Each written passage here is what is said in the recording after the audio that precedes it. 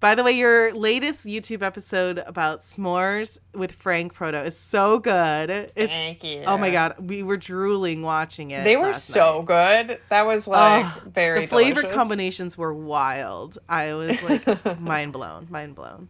All of those regular s'more ingredients are actually really bland as fuck. You know what I mean? Like, I think they're like regular honey graham crackers, regular, like Hershey's chocolate. Ew. Like, actually. Yeah, under no other circumstance do I eat Hershey's chocolate. Except that, like, it works when it's all together and you've got, like, a super crispy, melty marshmallow. But then imagine, like, just elevating those ingredients a little bit. Duh. Yeah. Mind blown.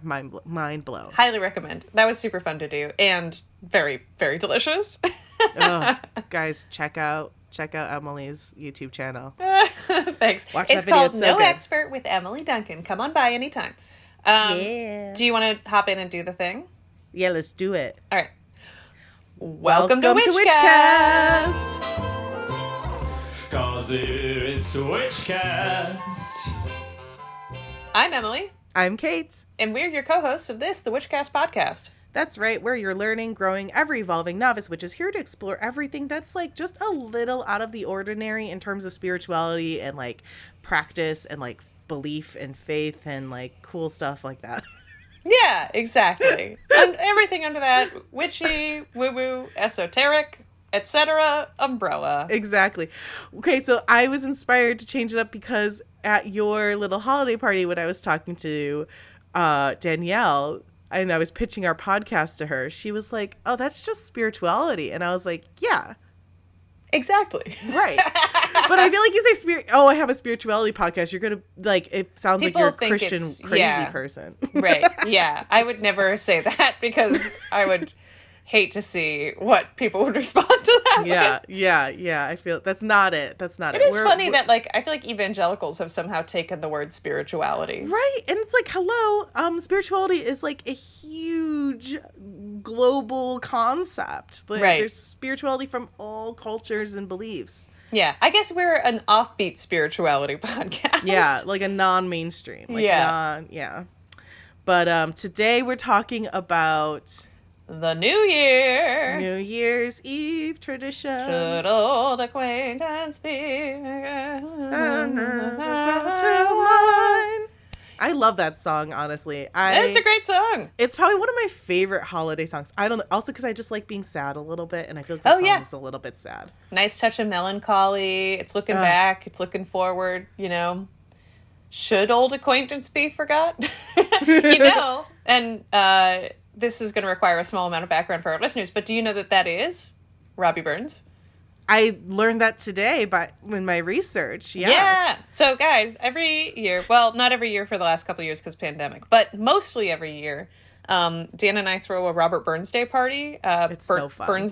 Burns Day or Burns Night suppers are like a traditional Scottish thing, but we also do them in Nova Scotia. It's around his birthday, which is January 25th. Robert Burns is like the national poet of Scotland for, like, I want to say the 1800s, so it might be the 1700s.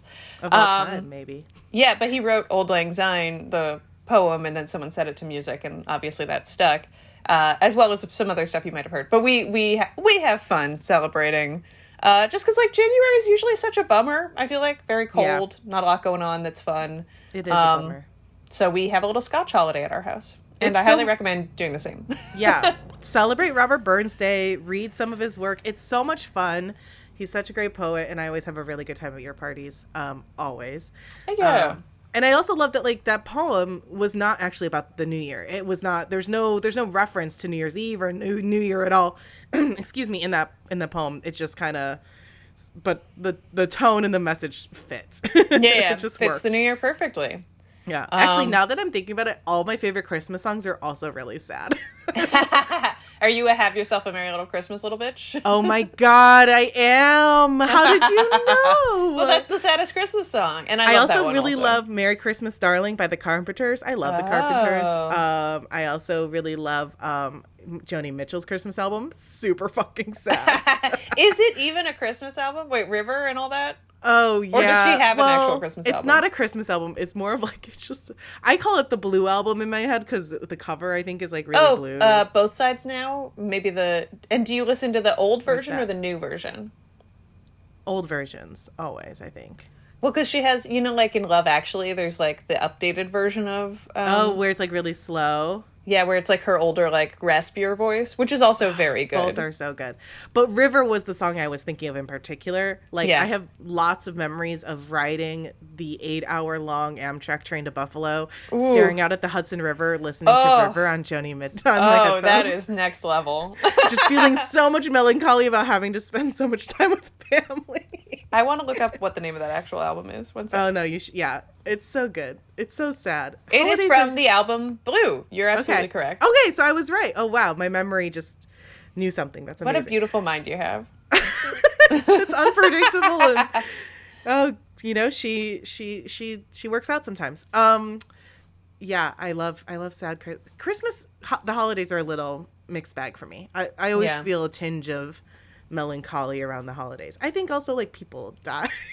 So yeah, it's people die around the holidays. November is the biggest month for, I shouldn't even say this, but you know, for unaliving yourself, guys. Call 988 if you're having any sort of is crisis that the thoughts. new number? That's the new number. Oh, that's great. Yes, no, mental health is super important.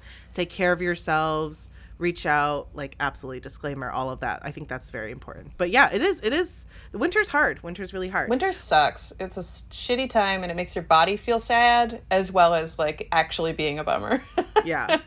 But there are ways to bring it back to our subject. Yeah, for example, celebrating Robert Burns Day, or having these fun ways to celebrate the New Year. Yeah. And even, like, the winter solstice, something just briefly, I know we've talked about the winter solstice before, but just, like, remembering that, like, and this is really helpful for me, that it is the celebration of the end of the dark.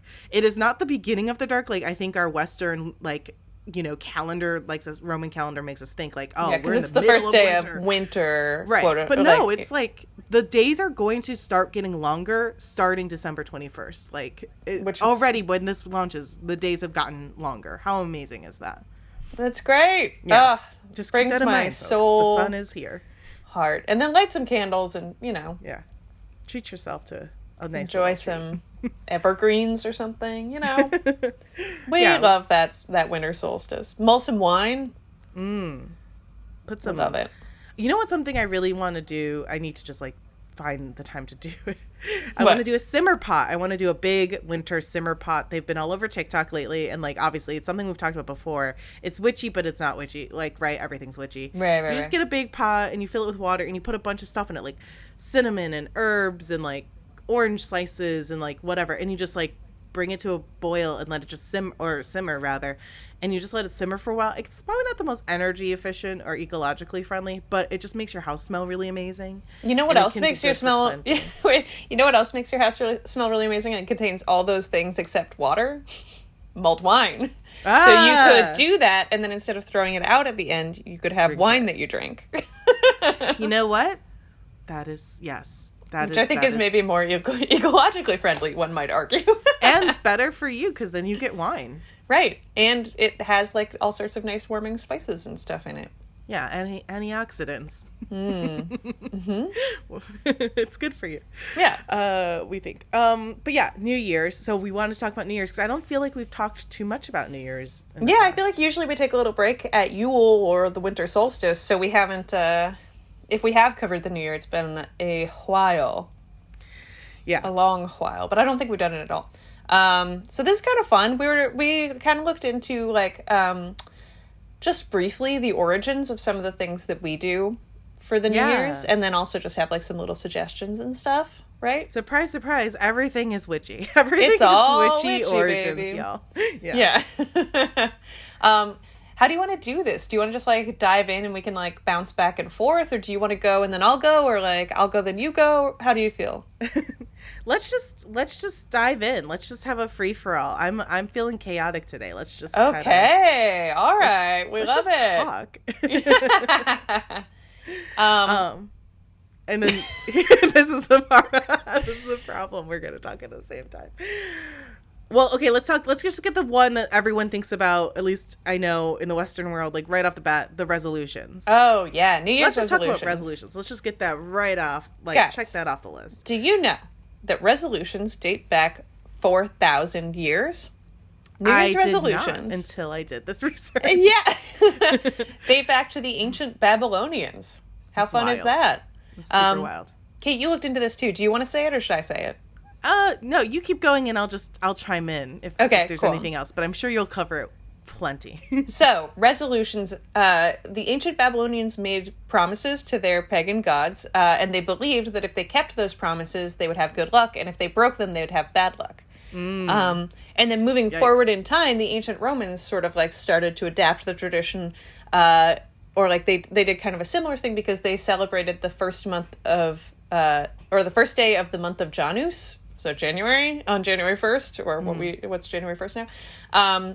And Janus was the two-headed god who inhabited doorways and archways, and so he is always looking forward and back, so they, imitating with that, would look back at the year and forward to the next year and decide things that they could change. Oh, I did not have that part of my research. That's super cool. I did not know that. Isn't that cool? Yeah, that's awesome. I love that. I love the idea of making promises to a god because, as we all know, New Year's resolutions are very easily broken very quickly. But if you're promising something to a god, it's a little scarier. Yeah. And also something that I was thinking about. I didn't Google this or anything. It's just a personal thought. But really, resolutions, like as we do them now, are manifestation, right? You're stating, you're making a statement that you will do something. Yeah. Yeah, it's your intention. You're setting intentions for the year, which I think is great. I, though, am a big believer in, like, I used to do this a lot, so I'm trying to move away from that as an adult. Like, not setting it to a really specific thing, right? Like, I'm going to lose 20 pounds, or, like, I'm going to work out 3 times a week. Could you tell I had body dysmorphia from being an early aughts and 90s kid? But, like, I think, like, being like, I'm going to honor my body and live healthy and, like, live healthier, make healthier choices. Or, like, I'm going to love myself and make sure I move as much as I can. You know, take walks more often for my health. Like, things like that are a little bit more, like, about body love than, like, body punish. I think is good in terms of... Totally. Yeah. My resolutions historically have usually been, like, a list of things I want to work on. So it would be like... Oh, that's good. Learn French or like practice my French more. Like it's that kind of thing. I love that. But I actually think that this year I might try to make them more resolutions because I like the idea of like really making it manifestation based instead of just like, here's a list of things I want to do this year. Like I would like to travel, Like, yeah. But instead be like, I will travel. I will, practice French. I love that idea, and that it does change the framework in the way you the mindset a bit. I also saw just briefly that the promises that the Babylonians made, going back to those promises to the god, it's part of the festival called Akitu, which was a festival that they celebrated for the new year. And those often involved things like paying debts or returning borrowed farming equipment. Oh, so yeah. The promises that they made to their gods were usually specifically like, okay, I know I owe someone $20 and I am going to pay it back this year. Which also is like a functionally, like, societally super practical. The gods will punish you if you don't keep your promise. To be fair, to the Babylonians' credit, like, what else are they going to, like, they're not going to be like, I'm going to learn 3 more languages, like, what, I don't know, maybe, right. But yeah, I love that idea of also, like, kind of, manifesting maybe things that you need to get done that you haven't, or like finding time for things that you need that you like have been wanting to do. I also love the spirit of the Janus promises, or like the Janus thing, and like looking at the last year in order to make resolutions of what you can adjust to do to have a better this year, rather than just like, I'd like to do more aerobics. It's like, what did I do this year, and how can I adjust for the next year to like have a better year? It's like a cool way to think of it. Constantly get better. Yeah, for sure. Yeah. I love that. Speaking of, another thing that I wrote down though about resolutions before we move on is I also thought like journaling, if you're not into making resolutions, or maybe that's just like kind of too much, like even just journaling is a great practice, right?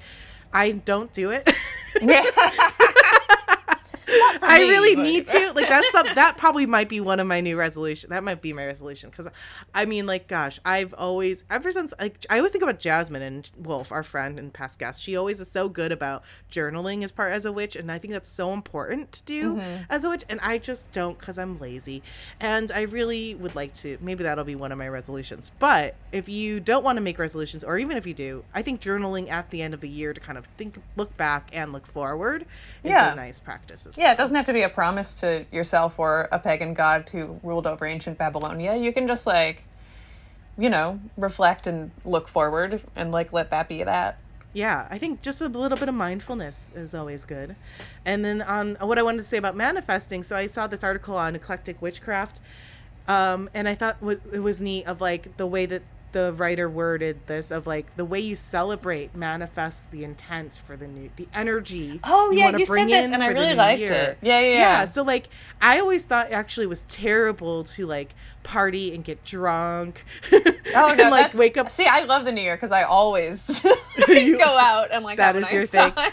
Well, like, I used to do too, but I always thought, like, every time I would beat myself up after, being like, oh, Kate, like, why'd you do that? Like, starting off the new year hungover is not the great way to do it. However, in this mentality of manifesting what you want, feasting and drinking and romance is actually setting, like, that kind of energy, like victorious frivolity, celebratory, you know, high spirit for the new year. So actually drinking in excess, eating in excess, and romancing in excess is traditions that root way back, you know, to our pagan times of, like, manifesting that energy. I thought that was Yeah, I like that. That's really cool. I was like, oh, okay, so then it's not bad that I was, like, Yeah, drunk you got all to those plan, years. like, a great evening, you know? So we're not going to talk too much about this, but there is one tradition that I wanted to mention, which is in Denmark, you jump off of chairs or off of things in order to, like, start the new year. It's, like, to bring good luck and banish bad spirits. And we had one of my friends had a Danish friend at her Christmas or at her New Year's party. And so we all did it. And the thing is that New Year's was 2019. And so, and it went into 2020. And so for New Year's 2020 into 2021, we jumped back on the couch. we jumped up to end this year. Oh my god, that's amazing. Yeah. We were like, all right, that one didn't work so hot. So I was gonna say, that like, tradition's oh, what out a for great us. tradition. No, don't do that, I guess. Yeah. That's super funny. That's really funny. Oh, I also wanted to mention something that the article that I read. Wow, I'm losing my voice.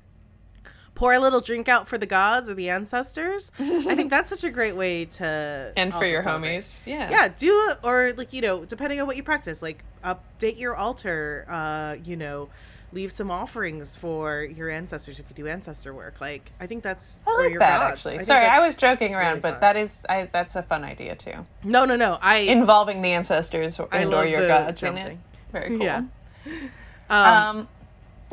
We have a real problem. Okay, you go first. This is why this is the chaos, and I'm embracing it. Yeah. But I wanted to then go off of what you were saying about jumping, cleansing. So cleansing is a big tradition, all different types, right? Like just physically cleaning your space. Banishing. Yeah. Banishing. A lot of people, like, will burn some herbs or, like, spiritually cleanse the space. But also, like, making a lot of noise is very common, right? We have literally New Year's noise makers, fireworks, etc. And a lot of cultures, that tradition is rooted in scaring off, like, quote unquote, negative or evil spirits. So in ancient China, it was said that evil spirits would look for victims during the coming of a new year. And according to legend, they could be scared away by noisy fireworks. So, also in the Philippines too, revelers shoot off fireworks, guns, blare car horns, bang on pots and pans. It's all to scare away malevolent. Woo, I need more coffee spirits. Anyway, so yeah, make some noise. Let's make more coffee after this. Okay. I actually saw a similar thing. I didn't read too close into it, but I liked it. Which is apparently, I've never heard of this, and my family's part Irish, so if it's not real, no one tell me. But apparently, some people in Ireland bang Christmas bread on the walls of their home to chase out bad spirits, and then clean the house after. And that's, like, a way to, like, start the new year with a clean slate. I love that. I mean, hey, make some noise. Make some noise. It's the time to do it. Everyone's making noise at that time. Yeah. Yeah. All around the world, just 1 hour at a time. Yeah. And in Newfoundland on the half hour. What? Why? Oh, because Newfoundland has its own time zone that's half an hour ahead of Atlantic time. Oh my gosh, I did not know that. That's yeah. wild. Yeah. When I was a kid, my parents would make me celebrate a Newfoundland New Year so they could go to bed. That's hilarious. Yeah, so we'd do it at 11:30 God. and we'd watch, because it's an actual, like, you can watch the public TV station. You can watch the New Year get counted down in Newfoundland from Nova Scotia. So That's hilarious. That's wild. Also, so funny that your parents did that. Yeah. Smart. Like, I wouldn't know. It was like, by the time you're 7, you know. Like, you can read a clock. Yeah, yeah. Although now as, like, an adult, I would love to, like, have a little half hour earlier celebration. Right? I'm so tired. I mean, I get it. Like, Yeah. I'm tired. I get it. Speaking of, like, cleansing, I also really love burning things. Yeah, that's a fun one. Yeah, so something I've been doing the last few New Year's is, like, doing a little ritual with the people you're with. Like, even if they're not witches, I totally rope in, like, my brother-in-law and, like, friends to, like, just, hey guys, let's, like, light a candle and let's all write down something we want to bring into the new year on a bay leaf, or we want to release into the new year on a bay leaf. We've talked about this before. I don't know. I make it up. I'm sure I'm getting it from someplace. It's not like it's originally mine, but sometimes I'm like, burn it to release what you don't want to bring into the new year, but also sometimes it's like, burn it to manifest it. I don't know. Choose what feels right to you. Yeah, as long as like you that. put the right intention in. I feel like bay leaves are Very for good. manifesting generally. Okay. And then, like, to get rid of it, you'd put it on paper and burn it. Yes, that's what I did. You're right. Yeah. You're right. We did it on paper for those things we wanted to get released. I also really like Mullen torches, like those big. Our friend Rachel Green gave me one. Yeah, I was going to say shout out to the Green Witch, Rachel. Yes, the Green Witch. Follow her. Mullen torches. Light one of those suckers. Do it safely. Do it outside. Disclaimer. But I'm burning things I'm very drawn to, especially in winter, especially for New Year's. And I looked up. Yeah, I love a little flame for the winter. Right? a little fire magic is great. Mm-hmm. But I in Ecuador, apparently it's a very popular tradition to celebrate by setting fire to a scarecrow-like doll called a monigote, or El Año Viejo, literally the old year. The tradition is said to represent getting rid of regrets and letting go of bad things from the previous year. And nowadays, it's more popular for children to design the effigies after cartoons or superheroes. And the adults might actually make effigies that resemble people they don't like political figures or sports athletes or whatever. So that's fun. So burn an effigy, man. Yeah. And then also talking about, like, banishing or, like, ending the old year and into the new year. One of my favorite things that I like to do every new year is just getting outside, doing a little forest bathing to reset, but also, like, people open up the windows and doors, which, like, gets out that old air, banishes bad spirits, like, just keeps things moving. It creates, like, the motion in the air as well as, like, and, like, in the space. But I also realized as I was doing this research that one could argue that you'd be celebrating the Roman god Janus, who, of course, inhabited doorways and arches. Yes. So if you let things in and, like, look forward and back, you're maybe it's a little pagan. It's both. I love that. Everything is related to something, right? Mm-hmm. I think that's totally. Yeah, fresh air sounds good. Getting some of that stale air out. Plus, there's something about, like, that cold winter air just, like, bracing just for a second, and then you're like, okay, bye-bye. It does feel very good. It does feel very good. Yeah. Reminder to change your filters, guys. Clean your ducts. Yeah, right. Yeah. Oh, Let's my God. get some real fresh air in here. Yeah, real fresh air. Play fresh air with Terry Gross. Everything you've got going on. I am really lazy about cleaning. And I'm also very allergic to dust, which is a terrible combination. But I had an air cleaner that I had not changed the filter out in like 2 years. That was terrible. I opened it. I just changed it recently. And I opened it and it was exactly what you would expect. It was atrocious. So change those filters, y'all. But does it feel so good to have changed it now? It does. Now I'm like running it all the time because I'm like trying to make up for lost. Ooh, look at how clean this air is. By small step by small step, I will become a functioning adult. I swear. At some point, I will achieve it all. What else? Another fun thing. Let's talk about the grapes. I love the grapes. Let's get in on the grapes. I tried this like once or twice and I could not ever complete it. But in Spain and Spanish-speaking countries, a common New Year's challenge is to eat 12 green grapes once the clock starts chiming midnight and before it finishes chiming midnight. 1 grape a second. That's really hard, you guys, especially if they're big. Yeah, and like it's supposed to be like a grape for each month, and if you don't achieve it, it's supposed to be bad luck, which is grapes are a choking risk also, you know? So right. So take that one, be careful. Be careful. You know, a lot of other places like in the Philippines, they eat round foods but at the midnight dinner, but not necessarily as fast as is humanly possible. Instead they eat 12 different round fruits. Oh, and what does the round signify? So, Kate, excellent question. I ended up diving into the concept of roundness in preparation. Guys, she's like putting her fingers together. It's so what is that Bill Hader character? No, or who is this? Is it Bill Hader? Is this Trump? Oh, no. Oh, God. Okay. It is. Anyway. That is Trump. Cut it out, Emily. Roundness.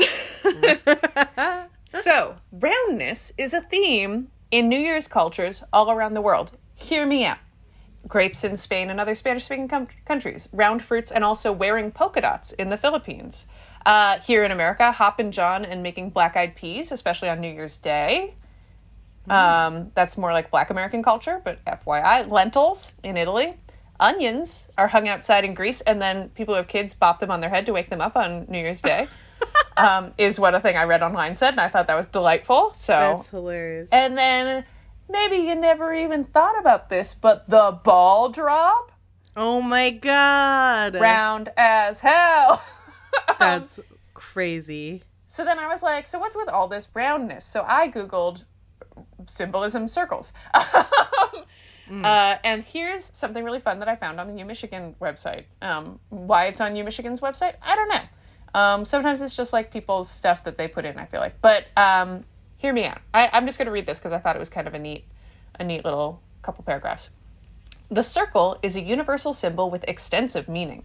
It represents the notions of totality, wholeness, perfection, the self, the infinite, eternity, timelessness, all cyclic movement, and God, but whatever. As the sun, it is masculine power. As the soul and as encircling waters, it is the feminine maternal principle. It implies an idea of movement and symbolizes the cycle of time, the perpetual motion of everything that moves, the planet's journey around the sun, the circle of the zodiac, the great rhythm of the universe. The circle is also 0 in our system of numbering and symbolizes potential, or the embryo. It has a magical value as a protective agent and indicates the end of the process of individuation of striving towards a psychic wholeness and self-realization. With the number 10, symbolizes heaven and perfection as well as eternity. In Jung, the antithesis of the square, or the lowest state of man who has not achieved inner perfection, standing for the ultimate state of oneness with the octagon in between. Jungians, where are you at? The circle of necessity, birth, growth, decline, and death, defense against chaos, formlessness, and, the cycle of the year. So, damn. Can also be related to yin and yang. That is a lot. Yeah. Thank you, University of Michigan. That's brilliant. I never really thought about how encompassing the symbolism of a circle is for humanity. Right? That's wild. Yeah. And of course it symbolizes the new year. It symbolizes the forward motion of time, the cycle of the year, the cycle of the seasons, the wheel of the year. Yeah. So now I'm obsessed with round things, and I'm going to try and maybe make all my friends stand in a circle and hold hands at midnight. I don't know. We'll see. Oh, that's beautiful. I love that. You should definitely do that. I feel like, when people ask what your favorite shape is, it's like circle's so basic, but actually maybe circle's the best shape. Maybe circle's the best shape. It's a perfect shape. You heard it here first, folks. Yeah, that's great. I love that. I I have two things relating to what you just said that I want to talk about, but like they're Yeah. both different directions, and I don't know which one I want to go to. Okay, I'm gonna do this quick side journey. Do it. When you're like on Google Maps and you're like looking for things along the route, and it's like anyway, okay, it's not the point. I wanted to briefly mention that Japanese soba noodles are also a traditional food. This is not round, but I saw that in my quick list, and then I wanted to look up like why, because I assume long noodles, long life, which is a very common like Asian, cultural belief. You eat long noodles to symbolize long life in a lot of like major holidays, first birthdays, etc., whatever. But I actually just looked this up, and the reason that soba noodles are a traditional like New Year's dish is because they're easily cut while eating, which symbolizes letting go of hardship. Oh. Which I thought that was interesting. I was like, oh, that is not what I expected at all. Yeah, that's neat though. I like it. Yeah, so snip those noodles and eat round things. Yeah. And what was the other thing you wanted to say? The wheel of the year, I wanted to then transition to tarot. Oh, yeah, because you've got a little tarot some tarot spread spreads you can do.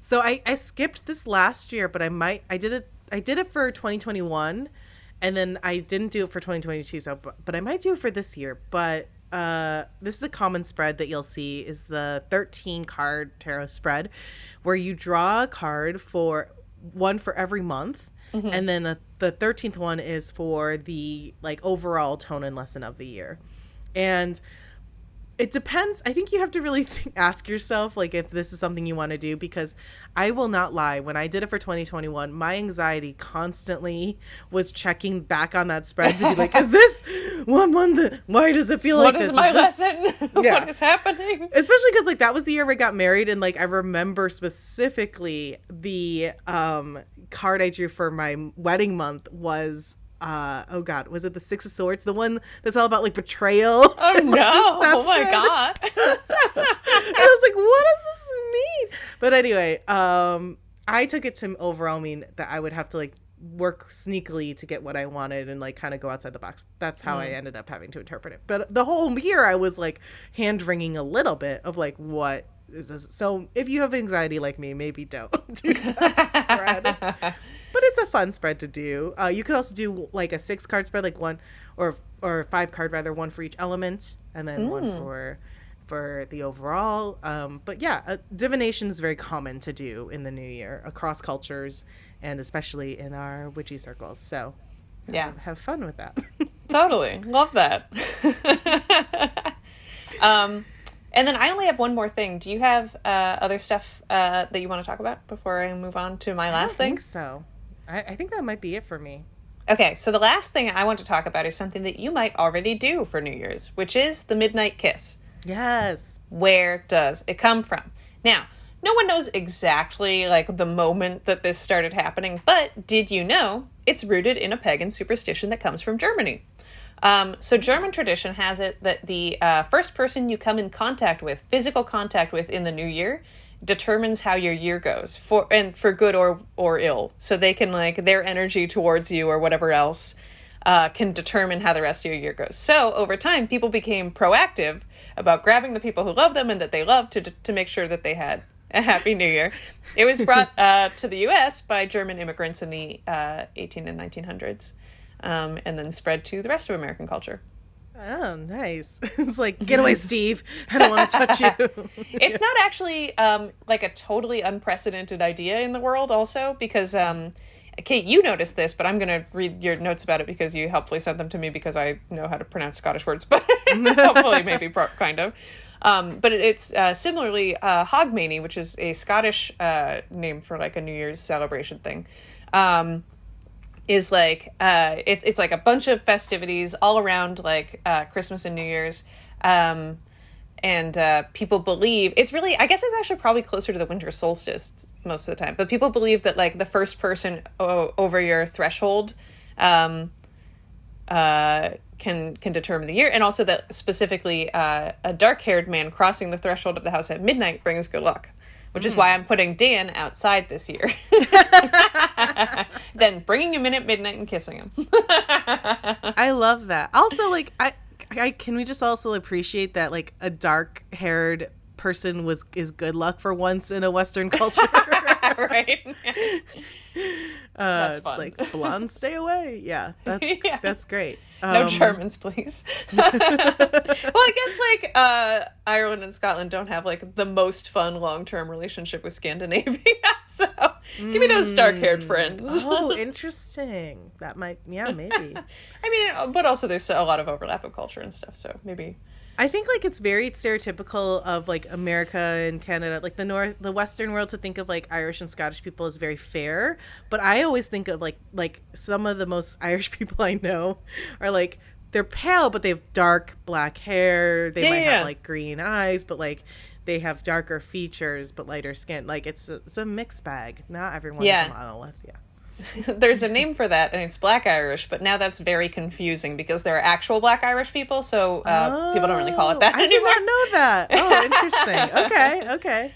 Yeah. I always just assumed, I always just thought of Black Irish as actually like people who are Black who also have Irish nationality. That's interesting. Yeah. That's probably the much more useful way of term. Much more useful term now. Yeah, you might get a lot more intermingling than there was in like the 1700s, you know? Yeah, exactly. Cool. I think that's, so Happy New Year.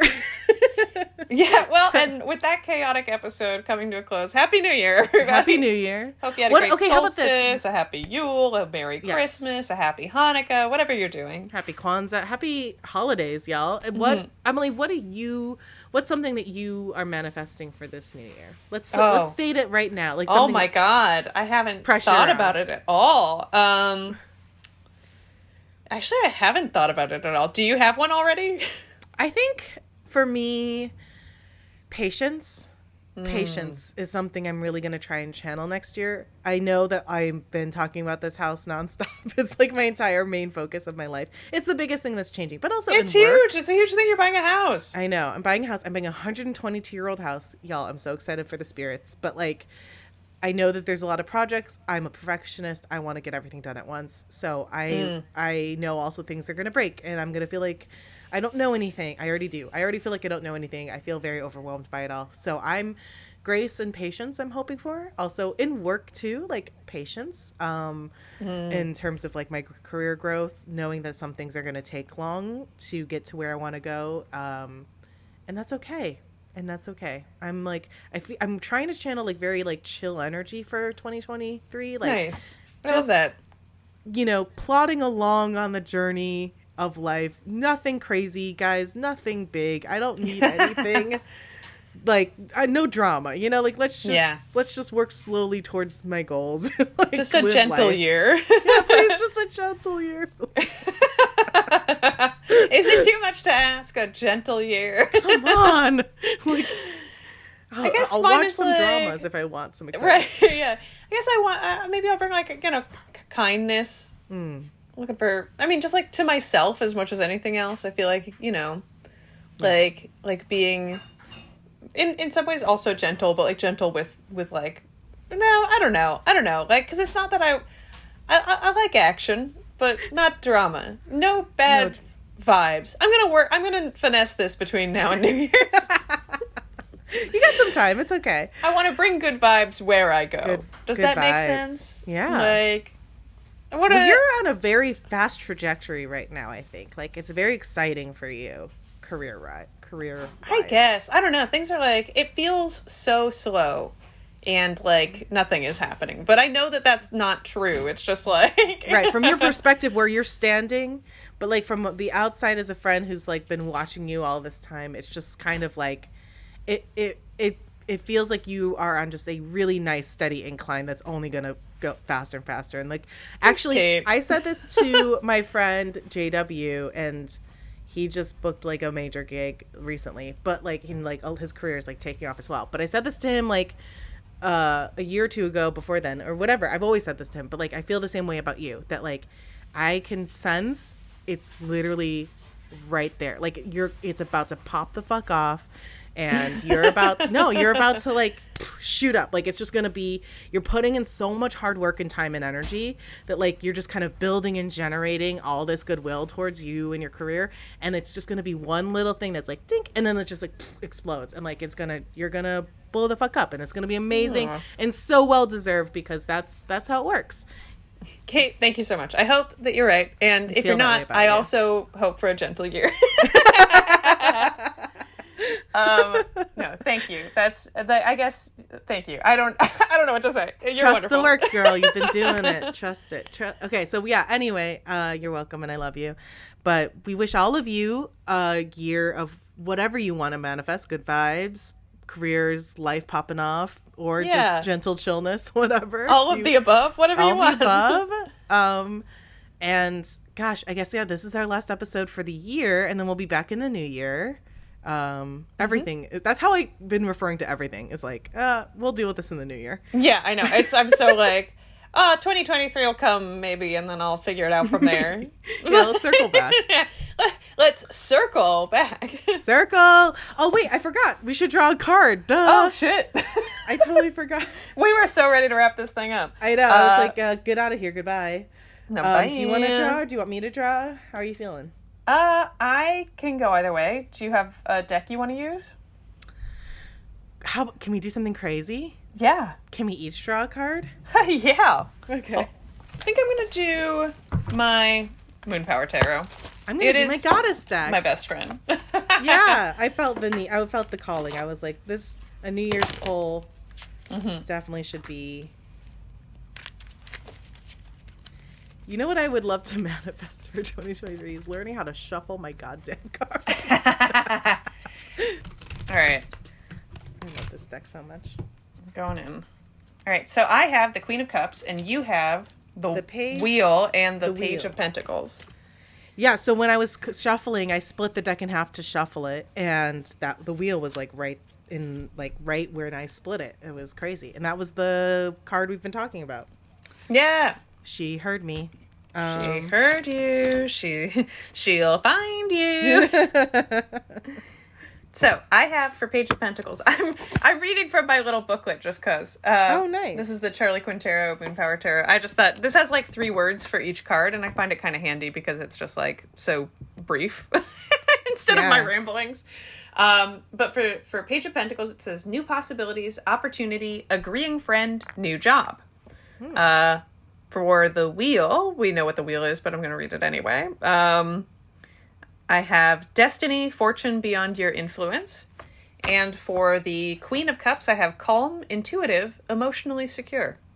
I always think of the Queen of Cups as being like, her cup runneth over also, you know? Oh, yeah. But I also like that she's kind of a master of her emotions, too. Like, she has really great emotional maturity and emotional self-regulation. She's like all those things. She's in tune with them, but also they don't control her. And very, like, fertile, bountiful. Yeah, she's having a gentle year, things. You know? Yeah, gentle year for sure. Well, you know what's also funny? So I looked up quickly on Biddy because the Page of Pentacles I pulled out reversed, and I thought actually it was a really fitting interpretation. There's many things, right, that you can pull from this, but one of the things is to learn from your past mistakes. And I thought that's such a great way to like enter the new year, thinking about it's also about patience and waiting for a project to come off the ground. Yeah, get off the ground. Being calm and intuitive. Yes. But like learning, making it a learning experience. What can you learn? How can you grow from your past experiences to be better? So that plus the Wheel plus the Queen of Cups, like amazing cards. That's a great New Year, y'all. Great New Year poll, baby. Yeah. Awesome. We'll take a picture of these and post them on our Instagram. And follow us at Witchcast Podcast if you want. We also, because we're posting episodes every other week, just another FYI in case you missed it, we're trying to post like interactive tarot card readings on our social on the weeks we're off to help, keep in touch with y'all. So check that out. Follow us on Insta. You can email us at witchcastpodcast@gmail.com. Our website is witchcastpodcast.com. If you need a last minute gift, we have a list of witchy resources of some of our friends and guests who sell things and do things. Like a little quick gift card for a reading would be a lovely gift, I think. Yeah, love that. And what else? Oh, leave us a little review. Hey, while you're out there on those internets, why not spend a little time leaving us a 5-star review on iTunes, Apple Podcasts, Spotify. Any site that has our podcast on it, honestly, that's a fine place to leave it. just anywhere. Just tell everyone how much you love us. If you love us, we really appreciate it. We love you, and we're shouting it from the rooftops right now. Oh, you're so great. We love you. You're amazing. Good job. You know what? Hey, You've been working weird. really hard. We're so proud of you. Yeah. And we wish you just the best New Year. Yes. And we'll talk to you in it. And until next year, Hex yeah! 'Cause it's Witchcast.